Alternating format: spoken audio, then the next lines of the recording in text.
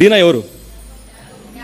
ఎందుకు ఆమె లైఫ్ అంత చిన్నాభిన్నం అయిపోయింది? ఎందుకు వాళ్ళ అన్నలందరూ హంతకులు కావాల్సి వచ్చింది? ఎందుకు వాళ్ళ నాన్న దేశం విడిచిపెట్టుకోవాల్సి వచ్చింది? ఎందుకు వారికి అంత చెడ్డ పేరు? అంటే ఆమె చెడు కార్యం ఏం చేయలేదు. ఆమె చేసింది ఒకటే, ఆ దేశ కుమార్తెలను ఏం చూడ వెళ్ళింది? ఎందుకు చూడాలి? మీకు ఆమె వయసు ఎంతో తెలుసా? బైబిల్ పండితులు అంటారు 13 to 15 అంతే.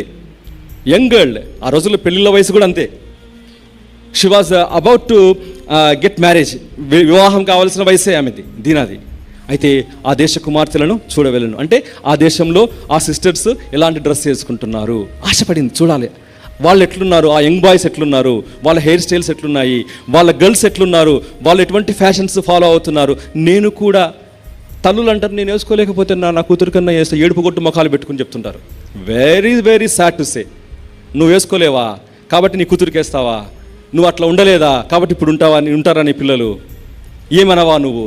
చూస్తూ కూడా చూడనట్టు ఉంటావా? How sad, how dare to speak like that. ఆ దేశ కుమార్తెలను చూడవెళ్ళింది. దాని తర్వాత జరిగిన స్టోరీ భయంకరమైన స్టోరీ.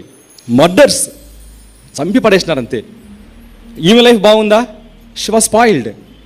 తండ్రికి దుఃఖం కాదు, అవమానము. ఉన్న ఫలానా ఆ ప్రాంతాన్ని విడిచిపెట్టి పారిపోవాల్సి వచ్చింది. ఉంటే కనుక మరుసటి రోజుకు మళ్ళీ అందరిని చంపేస్తారు, అది వేరే సంగతి.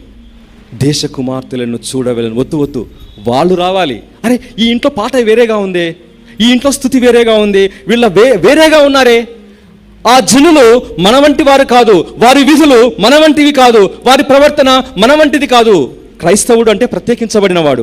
నీ విశ్వాసంలోకి, నీ ఫెయిత్లోకి వాళ్ళు రావాలి. ఇంతకాలం వాళ్ళు ఎందుకు దూరం ఉన్నారు అంటే నువ్వు మారలేదు కాబట్టి వాళ్ళు దూరంగా ఉన్నారు. ఇప్పుడు నువ్వు మారావు, నువ్వు వాళ్ళ దగ్గరికి వెళ్ళడం కాదు, నువ్వు మారినావు అనే దానికి కారణము వాళ్ళు రావాలి. నీ బ్రతుకు మారకపోతే, నీ మాట మారకపోతే, నీ క్రియలు మారకపోతే ఎవ్వరు రారు. నీ మాట, నీ లైఫ్ స్టైలు, నీ ప్రవర్తన మారితే వాళ్ళందరూ నీ దగ్గరికి వస్తారు. రెండవ రాకడ కొరకు నీవు నేను చేయాల్సిన పని అదే.